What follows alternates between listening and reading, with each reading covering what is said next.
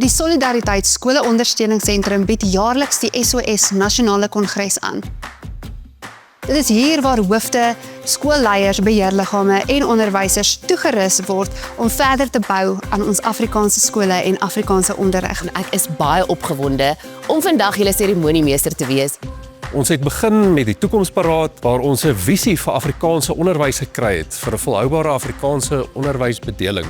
Hierdie beraad het gekyk na vraagstukke en uitdagings wat ons vandag het, hoe ons saam kan trek, saam kan werk aan 'n ideaal vir volhoubare Afrikaanse onderwys. Dit is vir my belangrik om hier te wees, nie net noodwendig as iemand wat deelneem in die gesprekke nie, maar om te hoor, te verstaan en te leer. Elke jaar is dit vir my 'n hoogtepunt op my kalender. Dit is 'n absolute fees hierso. Ons fokus vandag op wiskunde, wat vir baie mense 'n kopkrapper is. Dit is 'n uitstekende geleentheid vir ons as personeel om bietjie ons kennis op te knap en bietjie te vernuwe. Ek dink dit moet die moeilikste ding wees op aarde om nou 'n onderwyser te wees, want kindertjies is moeilik en almal het 'n selfoon en almal het 'n opinie. Ons het die laaste 2 dae ook gekyk na hoe ons die onderwysers in hulle vakke spesifiek ondersteun. Verskeie vakke in verskeie fases, tegnologie in die klas, persoonlike ontwikkeling en ook sport. Wat 'n ongelooflike voorreg is dit. Dit is, ek dink, enige onderwyser of onderwyseres of skoolhoof se droom om hier te wees. Iets wat die SOS Onderwyskongres jaarliks uniek maak, is dat dit 'n nasionale beeld bied.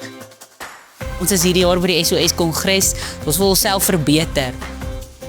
Die SOS se Nasionale Kongres fokus jaar na jaar daarop om gehalte onderwys in Afrikaans daar te stel, dit uit te bou, om seker te maak dat daar 'n toekoms vir ons kinders in hierdie land is in Afrikaans.